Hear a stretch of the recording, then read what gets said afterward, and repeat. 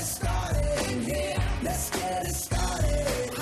Let's get it started in here. Let's get it started. All right, all right, all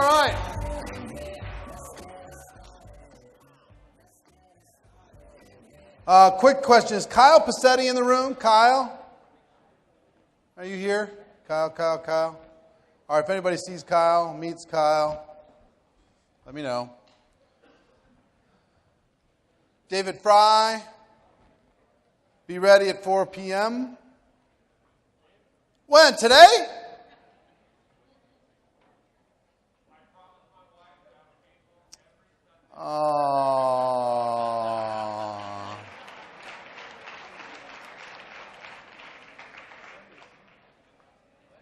All right, give me a handheld mic. David, come up here right now, please.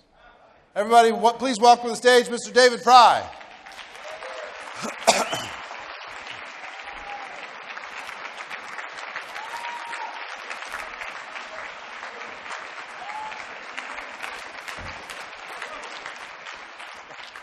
Hey, brother.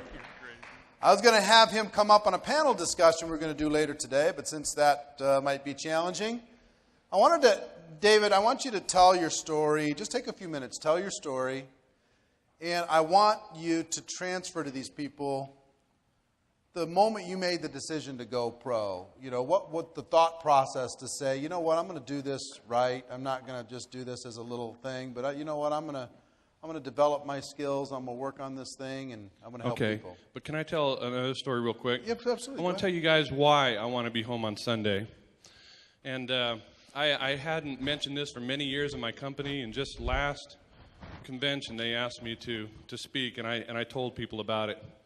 When I was a kid, my mother died when I was real young, and I went downhill. I spiraled down. I became a drug addict, and then a drug dealer, and then a criminal, and this is all just in my teens. And I didn't have a mom. My dad was working, and he would work till 10 o'clock at night, and so it was really bad. My youth was just terrible. And so when I started doing criminal activities, I got caught. And I was 17 years old, and I was sitting in a jail cell. And I was on my knees, and I started crying. And I said, God, if you ever just get me out of this thing, I swear I'll turn my life around. I swear I'll be different. I swear I will go to church every single week. I swear to you, God, I will. He got me out of it. Today, I just turned 49, so I was 17 then. How many years is that? 32. That's 30. I'm not good at math. Like Mr. Sims. I think we need a calculator. I suck at math. Somewhere. However long that was 30-something years ago. I can count on one hand how many times I have not been to church on a Sunday, and that's usually because I've been on some airplane somewhere or some boat somewhere. So the reason I share that with you is because success in this life is just a matter of making a decision, a heartfelt decision, a deep, profound decision. And that's really what it comes down to. It's about making a decision and then following through on that. But the decision has to be something that is like your why that makes you cry. I mean, for me, I had made a solemn covenant with God that I would not, that I would go to church, that I would change my life, and I did. So for all you guys that are in trying to reach the pinnacles of success in this business, it is a matter of making a decision. Whatever's trials and struggles and things that you're going through in your life, you can change that with one decision. And I'll just leave you with one other quote. It's my favorite quote of all time. And I want you to remember this because it served me well. It's from a man named David O. McKay, and he says, "No success will ever compensate for failure in the home." Let me say that again. Please write it down.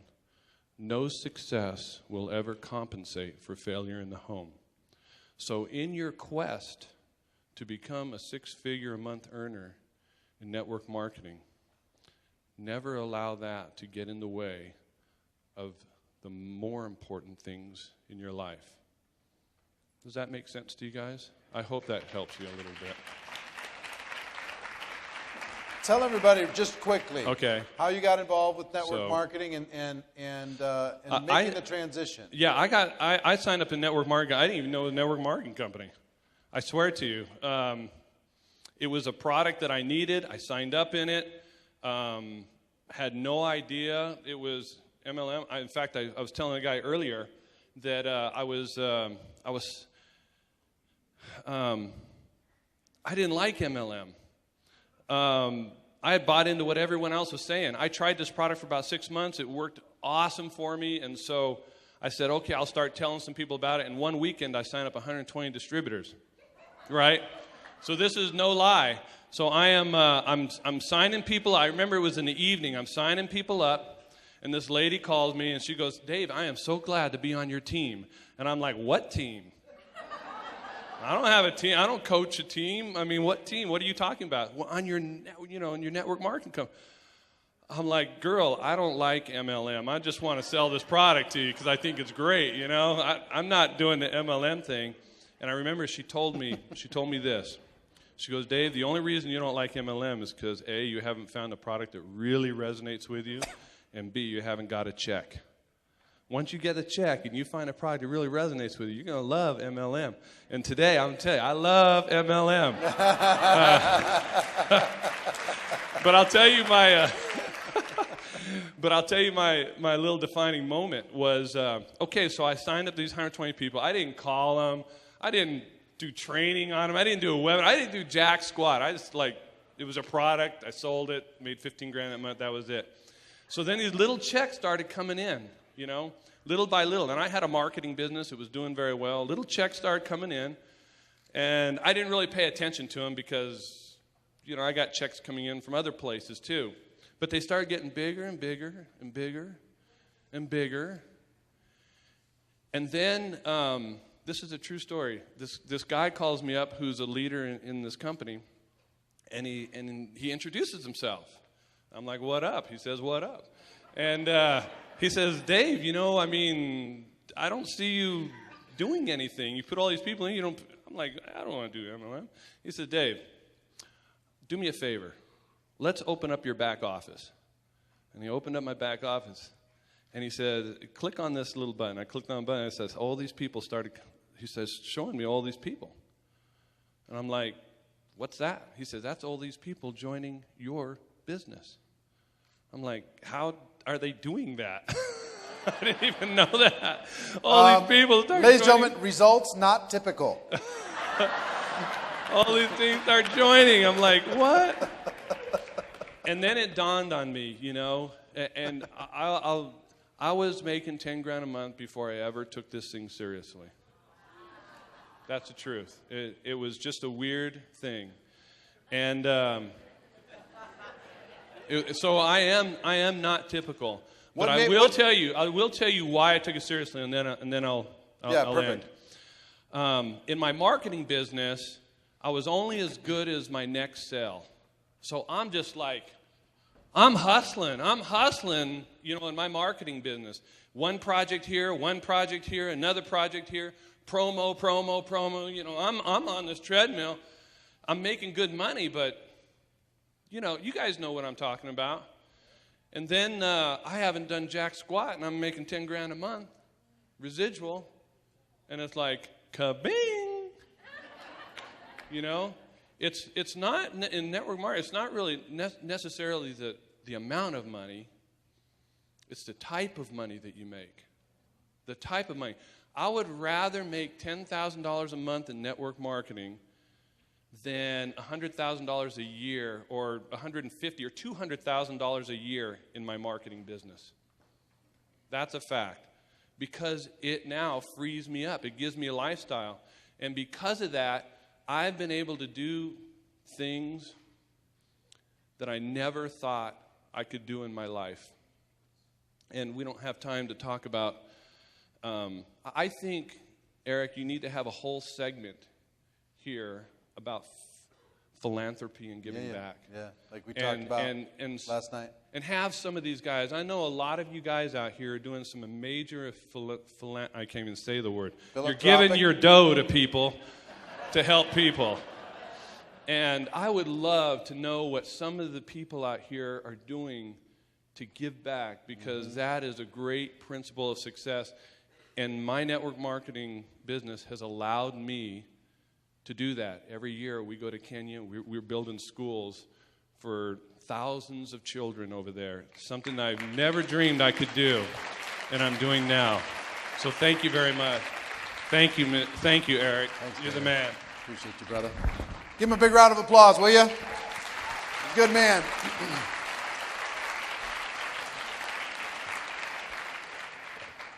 Now, I will tell you, his story was a little bit unique because he was so passionate about the company's product that he just totally pushed hard with the product, and he had a large audience because he built a big marketing business. So all of those customers got involved, and then some of them started sharing, and then some of them started sharing, and then that distracted him into, wow, maybe this is something interesting. There are circumstances when that happens, and then there's circumstances of people just wanting to build a raw business, just build it from scratch, make it all happen. We're going to have a panel discussion at 4 o'clock with several top earners, and we're going to be talking about these things, and I think it'll be good for you to hear some of those stories.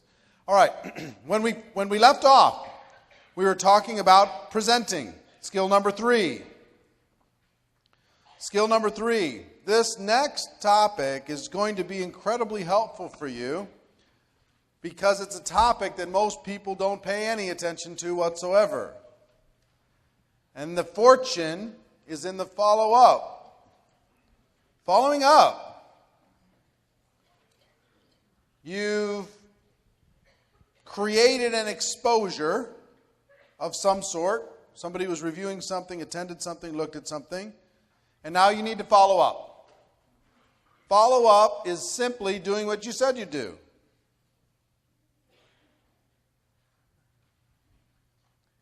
You're going to go from exposure to exposure to exposure to exposure. That's your business. Going from exposure to exposure. Understanding that it will take an average of 4 to 6 exposures for a prospect to make a decision.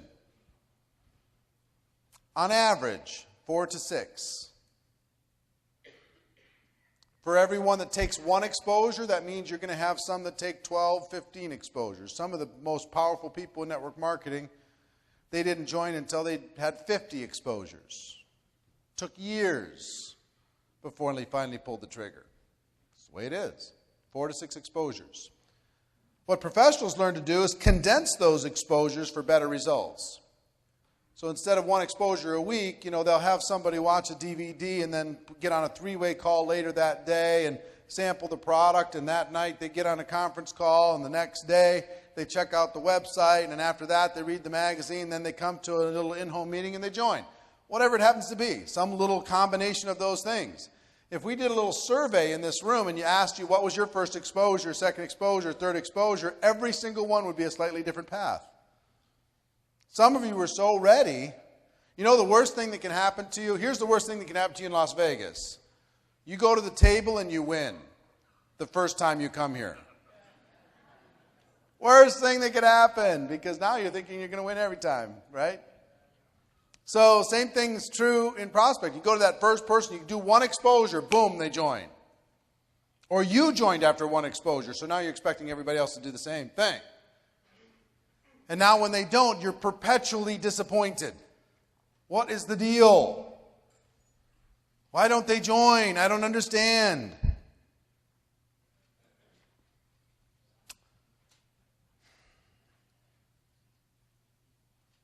When you're following up,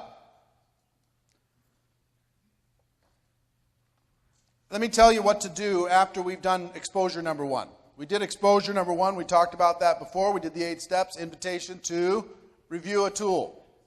Okay? Or whatever it is we asked them to do. Take some action. Follow-up is you've set it up before you finish the first exposure. You set up when you're going to do it. You set up how you're going to do it, right? You got the phone number. You got the time. You got the day. They have their assignment that they created for themselves. And now you're going to call. So you call, and you're going to say, what? Did you review the material? Did you watch the DVD? Did you listen to the CD? Did you read the magazine? Did you check out the link? Did you listen to the conference call? Did you do what we talked about? You're going to get one of two answers. If you do the 8-step process, the answers are going to be yes most of the time. But sometimes it's going to be no, right? And if you have terrible skills, it'll be no more than yes. So, it's okay. We're going to get better and better and better. What some people do is they get irritated with their prospect. You said you'd watch that thing. For sure.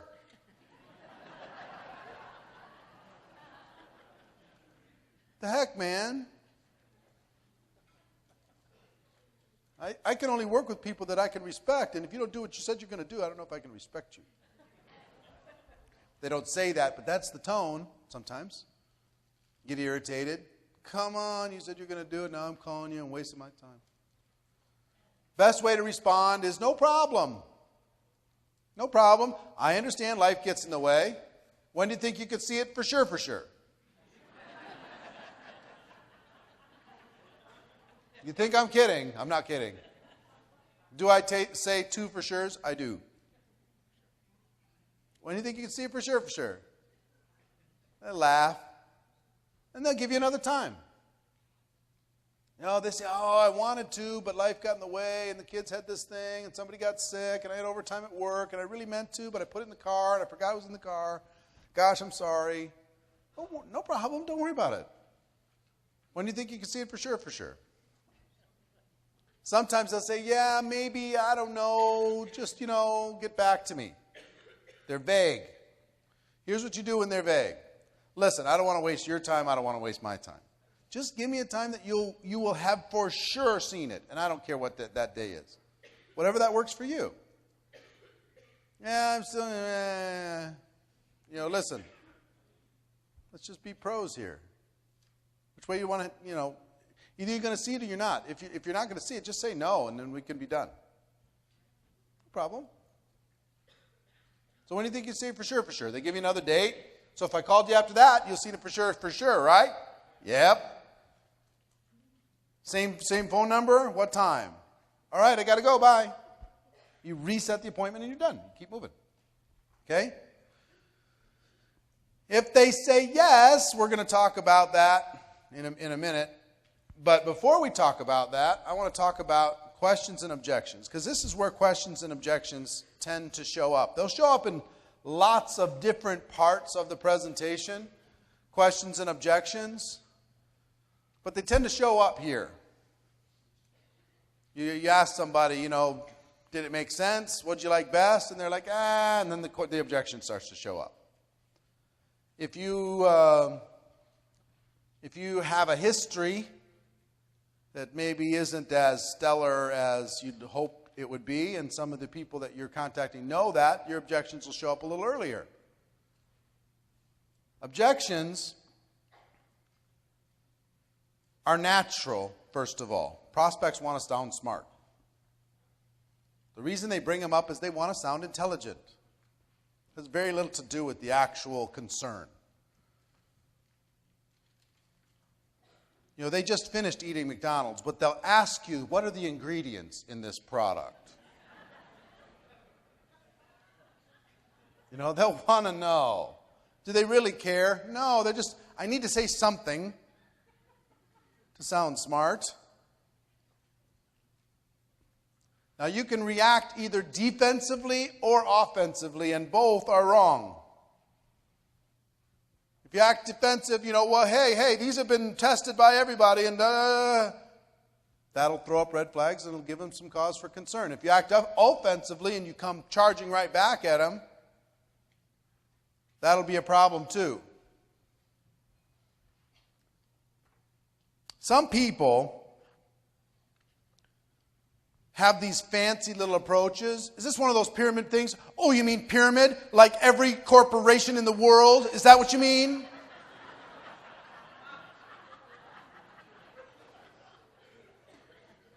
Is Is this a Ponzi scheme? Oh, you mean like the U.S. government? That kind of Ponzi scheme? Because they heard that in some seminar. It sounded really cool. So they decide that they're going to be offensive and just, Person says, I'm not sure if I have the time. Oh, stop it. Are you watching television? Are you listening to the radio? You have all kinds of time. Show me your calendar. Knock it off. You think I'm joking. Some of you you're so filled up with your ambition that you can't help yourself. Because you've convinced yourself, everybody has time. You can't wait for the opportunity to pounce on them. So offensive is just as bad as defensive. What you need to do is act as a consultant. You're going to ask some questions. You're going to guide them. What would a consultant do if you were not going to be their upline? Okay? If they were going to join another company and they were asking some questions, how would you respond? You'd say, well, don't do it, he says. Don't do it. Come with my company. No, how would you respond? You'd say, well, what are you looking for? Are you passionate about this? How could this help you? Is this really an objection for you? Really? Is it something that you think you can get past? How could you do it? Act as a consultant to help a person get a result. That's what the professionals do.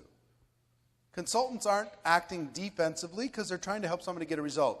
They're not acting offensively because they're trying to help somebody get a result. That's it. The goal is education and understanding. That's the goal. It's not about getting them. So when the objection comes up, just remember your goal. The goal is education and understanding. The best approach in all of these cases, and you're going to find all objections fall into just two categories. Two. Not 200, two. As far as I know. Maybe there's more, but I think there's two. The best approach is to relate to them. When you say to somebody, listen, I know, I understand, I felt it. I can totally understand that. That makes sense. That sounds smart. I looked at that too. I evaluated that too. Let me tell you what I learned. Let me tell you what I learned from other people. Let me tell you what I heard. Let me tell you what I experienced. Relating to them. Letting them know that they're not crazy, that they're smart, that they're intelligent, that asking questions is a good way to understand something and fully get your arms around it. Some of you get so frazzled with the objection that you stop relating to people. And you start either being defensive or offensive. Understand? Got it? All right, let's talk about the two categories. Category number one. The prospect has limiting belief in their abilities. They don't think they could do it. They don't think they know anybody. They don't think they have the money. They don't think they have the time. They don't think something about themselves. They have a limiting belief in their own abilities to be successful. Category number one. Category number two, they have a limiting belief in network marketing. I don't think there's another category. There may be, but I don't think so. Give me an objection. Distrust? Limiting belief in network marketing. Give me another objection. It's a scam, network marketing. Don't have the money, number one. I got to talk to my wife, number one. Sorry? To believe in other people. Don't believe they can help get other people to do something, number one. Yep. Don't believe in you, that really is tied to network marketing. It's not for them, number one. Not a salesperson, number one. Don't miss business and friendship, number two. Huh? Can't find people, number one. You get that?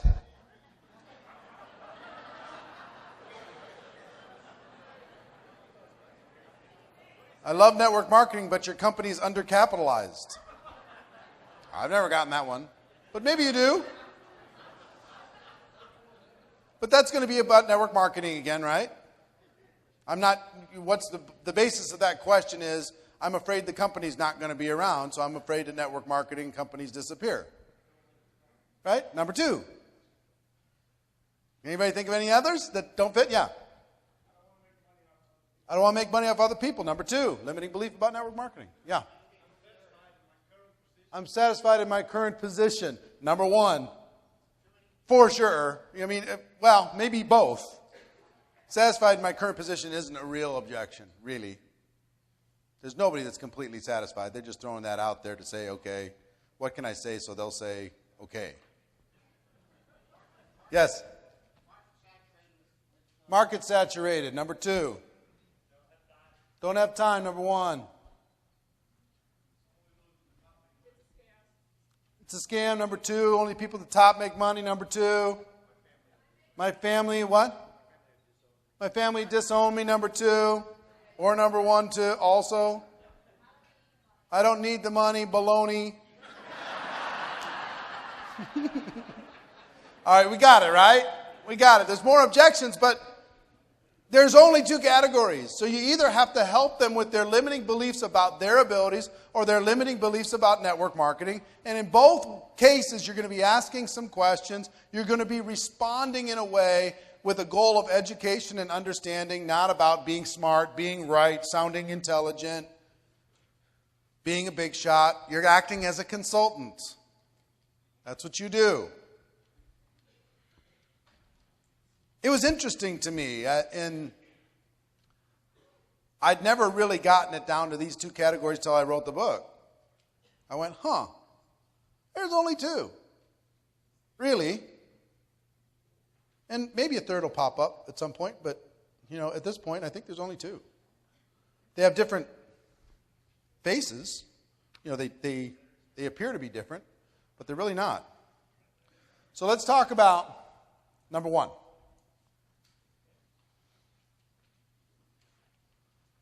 I don't have the money.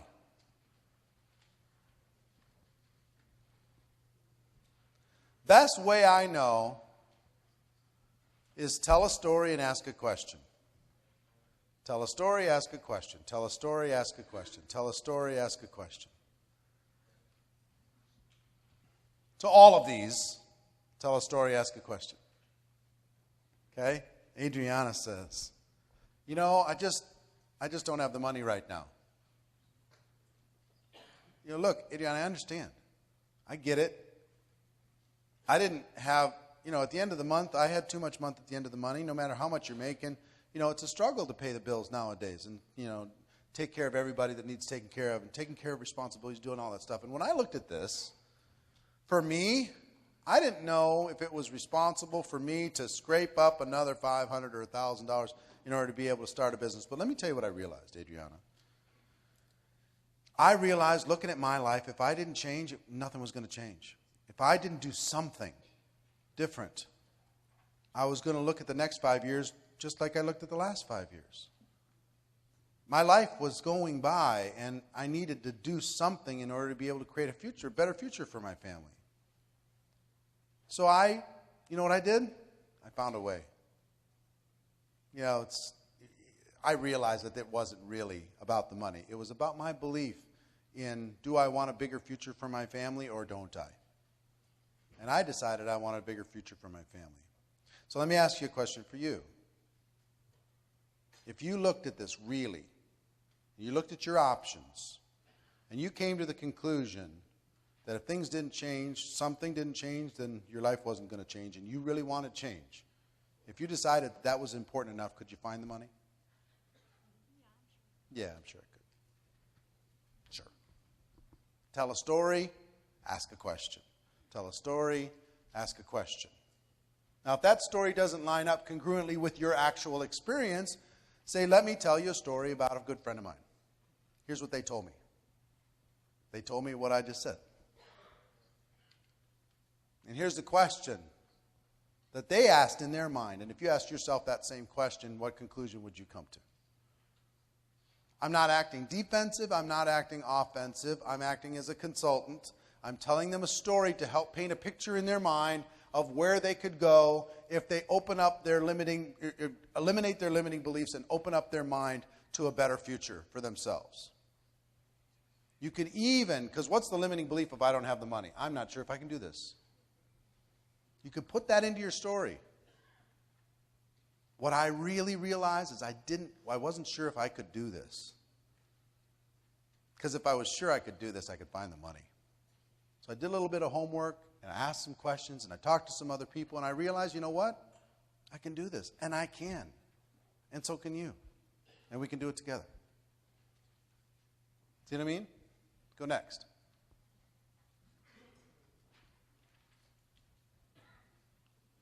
I don't have the time. Do you know where I'm going to go with this? Story, question. Story, question. I know exactly how you feel. You know what? I've been so stressed out and frazzled in my life and in my business. I looked at this and I looked at that and story. And the bottom line was I realized that if I didn't make the time, I was never going to have the time. I had to invest to get it back. So let me ask you a question. If you want to be able to get some more time, do you think that maybe something needs to change in order to be able to make that happen? The answer is yes, then, we can find the time, can't we? I realized I could build this business in 15-minute increments. I could build this business in 15-minute blocks. I could take 10 hours a day, and that was 40 different 15-minute blocks over the course of a week, and I could create a future. That's what I realized. I didn't have 2 hours anywhere in my life, but I had 15 minutes all over the place. I'm not a salesperson. I'm just not that kind of person. I get it. Me neither. Story, question. I don't know anybody. Story, question. I'm too young. I'm too old. I don't have any experience. Story, question. Practice that. Story, question, story, question, story, question.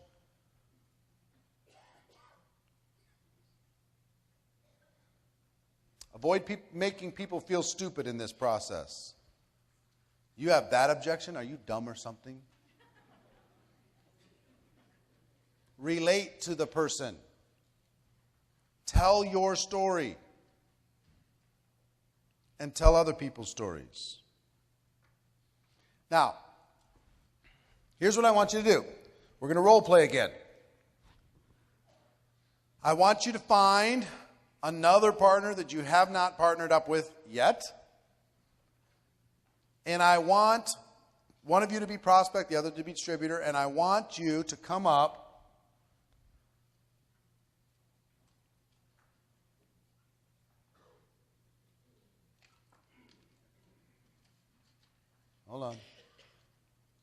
with one of these, doesn't matter. And I want you to practice telling a story, relating to them, and then asking a question with compassion at the end of that story. Okay? I want you to practice. You have 4 minutes to do it both ways. And Roger, can you put the clock up here so I can just see the actual time? 4 minutes. Ready, set, go.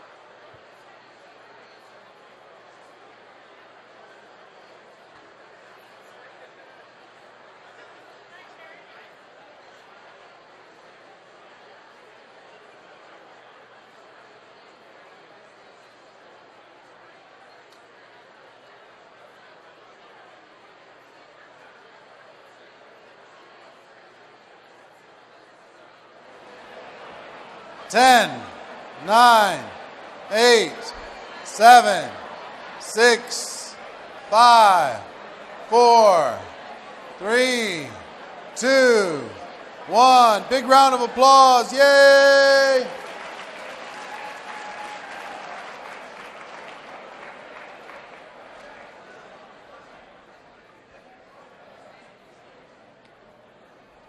Tell me what you learned from that experience. Give me some feedback. Easy to do.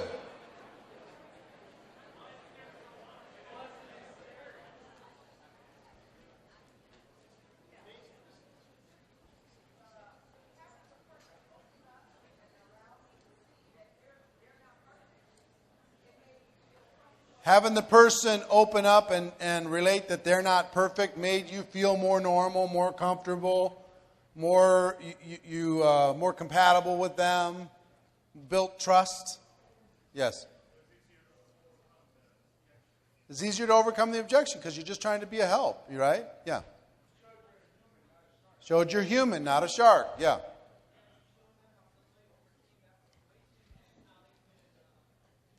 You gave them a roadmap of how to overcome the situation if they felt a little helpless. Yeah. I didn't feel it was an objection. It was just part of the process, asking questions. Yes. You don't feel stupid that you have those concerns because other people had them too. Yes, sir.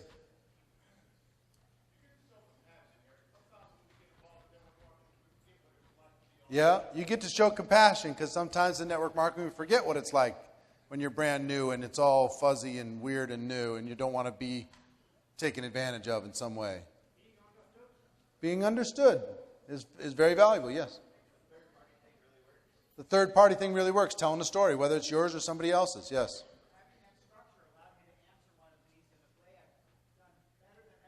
Yeah, you answered with the structure, story, question, very simple, story, question, no problem. Story, question. Now, you've done that once. Just doing it once. How many people are a little bit more comfortable when an objection shows up or a question shows up? Less defensive, more in control, more relaxed, more like a consultant, less like a freaked out distributor that's afraid, oh, here it comes. I'm going to lose my distributor now. Right? It's a challenge when you think about that. Now, if you did that, what you just practiced, if you did that 10 times, do you think you'd be pretty well there? You did it once.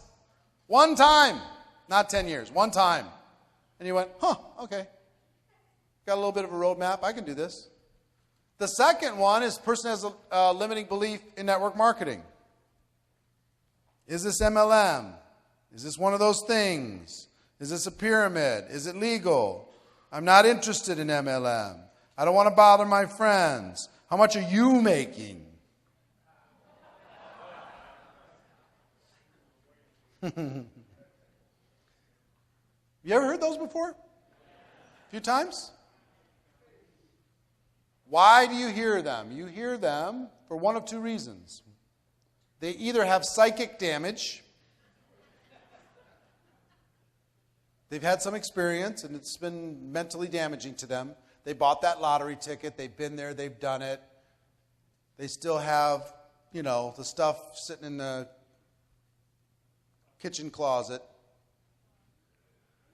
Or they're curious. And you can usually tell by how they ask the question. So, is this one of those... kind of like Amway, direct selling, Herbalife type of things. That's an okay, they're curious. Is this one of I've heard about these. Is this one of those things? Or is this MLM? Different question. Same question, completely different question. So you can tell if they ask with emotion or if they ask without emotion. They're just simply curious.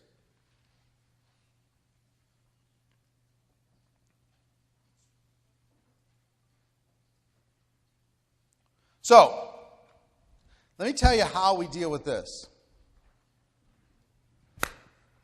This is one of my favorite questions. This one would normally strikes fear into the heart of people, doesn't it? Person says, is this network marketing? You go, oh, I got to go here. I got to deal with this. I got to go down this road.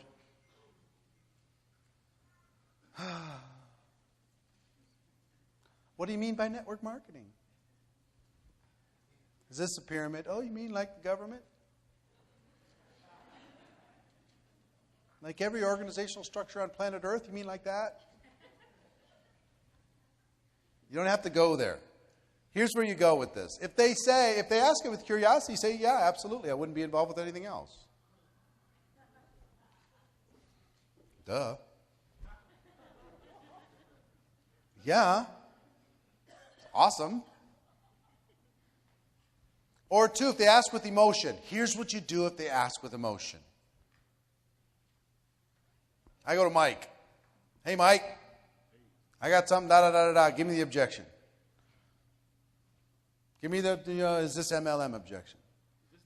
Is this network marketing? And you can tell by his face. He's not happy about the idea that it might be. Is this network marketing? So here's how you answer that. You go, whoa, wait. You got a story. What happened? Tell me what happened. I got to hear the story. Was it you or was it somebody in your family? It was you? How long ago? 5 years ago. What happened? Did the company go out of business? Did it, what happened? Company went out of business. How'd that feel?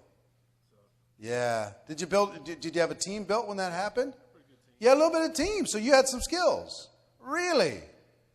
Wow. If they hadn't fallen apart, you think you'd still be doing it? Absolutely. Interesting. So you took a step back because, kind of an emotional experience when a company went out of business. But companies go out of business in every profession, right?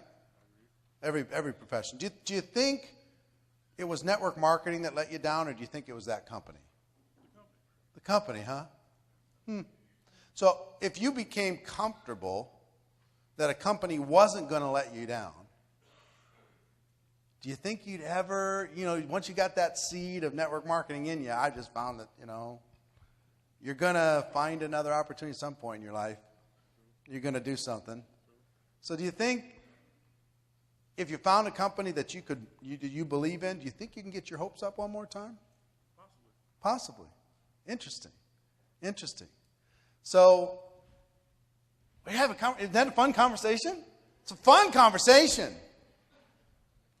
How many people have been involved in network marketing before and swore off, never again? Never, ever, ever. This gentleman. What's your name, sir? Yuli. Yep. Hi, Yuli. Glad to meet you. How are you? Great. So there was a time when you were not happy about network marketing. That is correct. Right. How long was that ago? 3 years ago. 3 years ago. So if I contact you and say, hey, I've got something that I respect you, I don't have a lot of time, but I found something I'm really interested in, and before I can get it out of my mouth, you say, no. What do you say? You ask the question. Is this another network marketing company? I say, wait, Yuli, wait. You have a story. What happened? What happened? What was it you or somebody else that you know that was involved? It was you and some other people.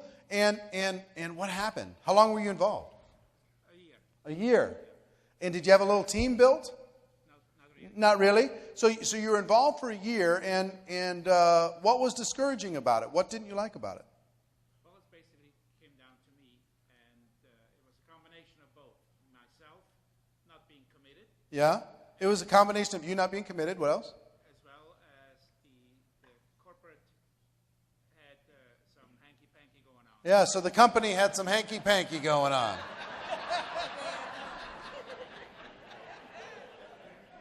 Okay. Fair enough. That happens. So one day you just said, you know what? What was the thing that broke the camel's back? Was it you saying, I'm not giving it, or you just losing your belief in the company, so you just said, I can't promote something I don't believe in? It was a combination of both. Combination of both. It wasn't quite ready for that yet. Wasn't quite right. Was there something that happened? Was there a day, was there a moment that you just said, okay, it's over? Or did you just fade? I think I faded. Faded? Yeah. Happens with a lot of people. Happens with a lot of people. And it's okay to lose the faith. You know, it's... Particular instance, I wasn't exactly destitute. You weren't destitute. You had other things you could do. You see over the company. Yeah. So you had other options. You could do other things. So let me ask you, if there was a way that you could see yourself being really committed to it, number one, if you believed in it, and you also believed in the company, that they were going to do things right. I'm all in. What do you think? Do you think that you would ever open up your mind to considering it again? I'm a different person. I'm a different person now. See, it started with, don't start with me. And this is a real story. And all of you have real stories. Here's what I know about somebody that's been involved in network marketing. They're going to get involved again. For sure. For sure. They might have their feelings hurt for a little while, but then they're going to get over it. Somebody's going to approach them at the right place at the right time, and they're going to say, you know what? I have unfinished business in network marketing. I need to go finish what I started. It's like they were infected with the MLM virus. And they can never quite do a blood transfusion to get it all out of the system. It might be deep down there. It may be way down there. They might have to have some help to see, some timing and positioning, and luck might trigger their imagination. But if they've been in once, they've been bit by the bug, they're coming again. It's so fun. Try to find people who hate MLM.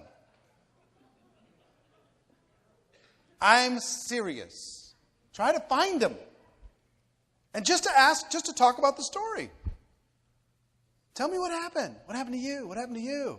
Was it you? Was it the company? Do you think it was a lack of effort? I've heard all the stories. Well, my upline, they made me do all this stuff, and they just, I felt like I drank the Kool-Aid and it was too much, and I got uncomfortable, and they were pushing me around and telling me what I should or shouldn't do. So was it network marketing that did that, or do you think it was you got involved with some bad people? I got involved with some bad people. They won't blame network marketing, but at times they'll blame a company that was run irresponsibly. They'll blame hanky-panky, as he said. They'll blame the product that maybe wasn't up to market standards. They'll blame their upline that abused their trust. They'll blame a culture that maybe was an abusive culture or discriminating culture. They'll blame those things.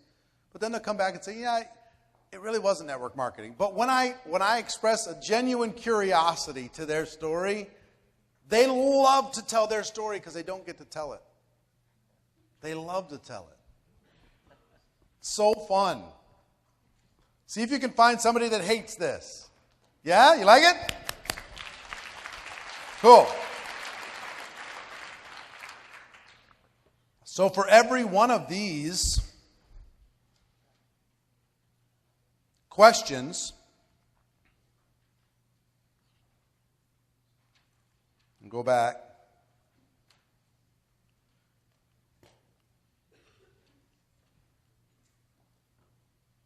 For every one of those questions, the answer is basically the same. Every single one. You have a story, don't you? Was it somebody in your family? Was it you? What was going on? Tell me your story. Tell me what happened. Ask them some questions. Relate to them. I get it. I'd be heartbroken too. Company went out of business. What a disaster. All those people who looked to you for guidance and support. Gosh, I'm sorry that happened. Happens sometimes in business. I'm sorry that happened to you. Do you think it was network marketing or maybe that company? Do you think it was your upline, or do you think it was the profession? Yes. So if I just said that, no, I don't have a story, man. I'm not interested in multi-level marketing. I don't buy it. He said, I don't have a story. I'm just not interested. if you might not have a personal story, but you have an opinion, why are you not interested? Because you've heard somebody else or you've seen somebody else that has done this and you didn't like the way it looked or the way they acted or something happened. You can't have that opinion without some input, some life experience. You just can't. It's like, if you've heard about like a neighbor that did something, they'll tell you that part of the story. It's really fun to do. You take yourself out of prospecting mode and you just say, I'm all ears. Tell me. Tell me what happened. So cool. So fun. All right, here's what I want you to do. I want you to pick another partner. And I want the prospect to say, is this MLM? Is this network marketing? Is this one of those things? Right? And then I want you to start asking some questions. Okay, and get the story out. And if you've been involved in more than one network marketing thing and you've sworn it off before, use that real emotion and that real story, okay? You got 4 minutes. Pick a partner, go.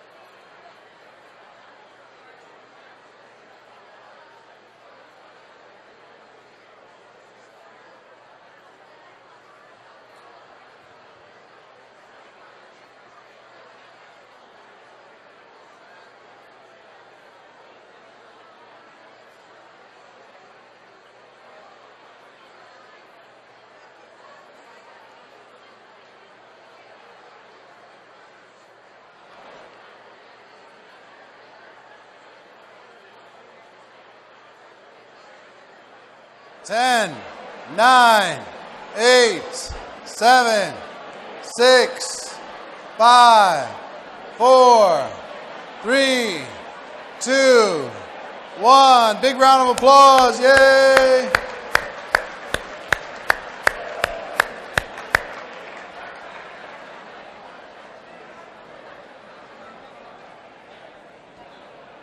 Okay, question for you. Do you feel emotionally closer to that person now? Yes or no? Isn't that interesting? Did you build trust? Did you build a little bit of a relationship? Did the interaction go away? Yes.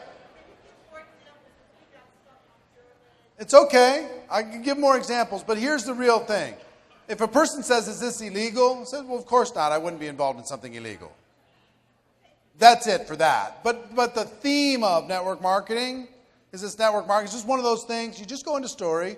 If they ask, how much money are you making? What they're really saying is, I've seen other people try this or I've tried it and I haven't been able to make the money. Right?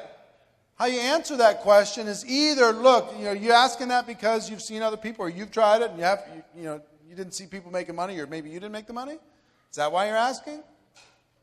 Then you can go into the conversation. Tell me what happened. La, la, la, la. But the answer, I'll get there. But the answer really is one of two things. You tell them what you're making, or you tell them you're excited about your future. Here's what's going on. You think things are going in a good direction, and you're excited about your prospects. Things are going where you want them to go. And you're doing better than you would have done without this. And you have more hope than you would have had without this. And you're headed in the right trajectory. Okay? That's one of those two answers. That's it. So what else did you learn from this experience? Yes? There can be some humor. You can have fun with it.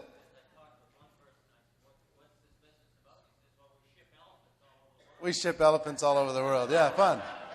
Fun. What else? What? Empathetic.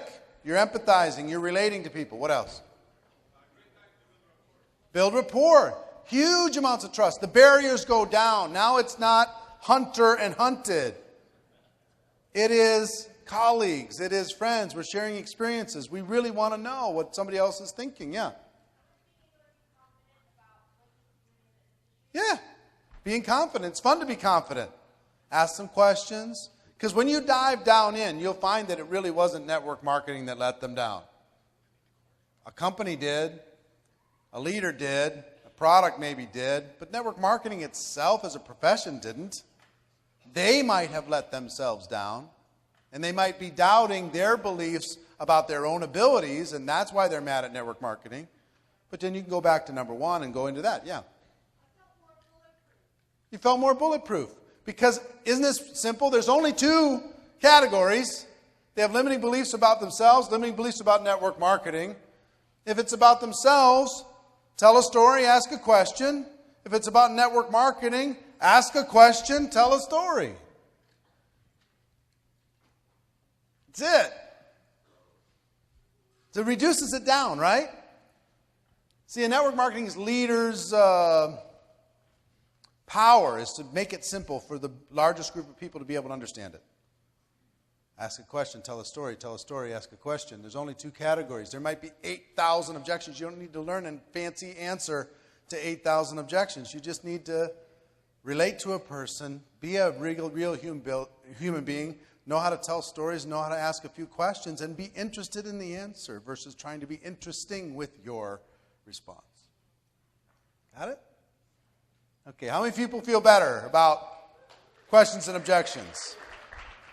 All right.